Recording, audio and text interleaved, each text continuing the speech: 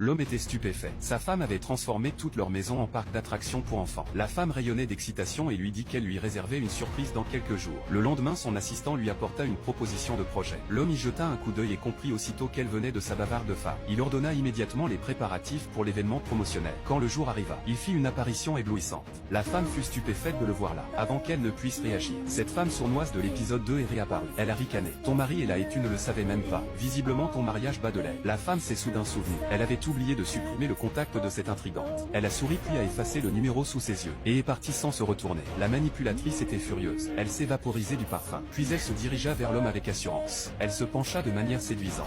Je viens du secrétariat. L'homme ne sourcilla même pas, et l'assistant comprit immédiatement le signal. Il s'avança et déclara: notre PDG est allergique au parfum fort. Veuillez partir. La femme intrigante s'éclipsa maladroitement. Mais le regard de l'homme resta fixé sur son épouse. La femme marcha avec assurance sur scène. Elle commença à présenter son projet. Au moment où elle s'apprêtait à lancer la présentation, l'écran devint noir. C'était un sabotage. Elle voulait humilier la femme devant tout le monde. La femme resta calme et tenta d'apaiser la foule. Mais soudain la manipulatrice la poussa hors de la scène. Juste avant qu'elle ne touche le sol, l'homme la rattrapa. La femme semblait perplexe. Puis jeta un œil à la montre Annie lumineuse à son poignet. Elle se souvint soudain. La veille elle lui avait montré ce cadeau ridicule. L'homme voulut appeler la sécurité. Mais la femme l'arrêta. C'est mon champ de bataille, déclara-t-elle. Je réglerai ça moi-même. Le courant revint. Mais sa collègue est arrivée en panique. Les fichiers sont corrompus. La femme a calmement attaché ses cheveux, s'est assise et a commencé à taper. La foule a eu le souffle coupé. Le système a redémarré. L'homme l'a regardé avec admiration. Et la femme a terminé sa présentation parfaitement. Sous un tonnerre d'applaudissements, ses coéquipiers ont chuchoté. Elle n'est pas celle qu'on croyait. La femme resta figée. Mais son collègue Sazunga a dit: alors voilà à quoi ressemble une légende. La femme poussa un soupir de soulagement.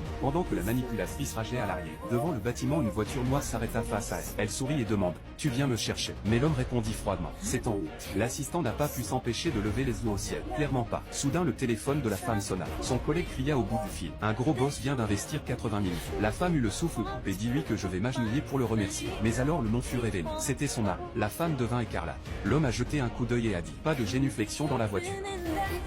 Abonne-toi, like. Écris suite en commentaire si tu veux la suite. À la prochaine.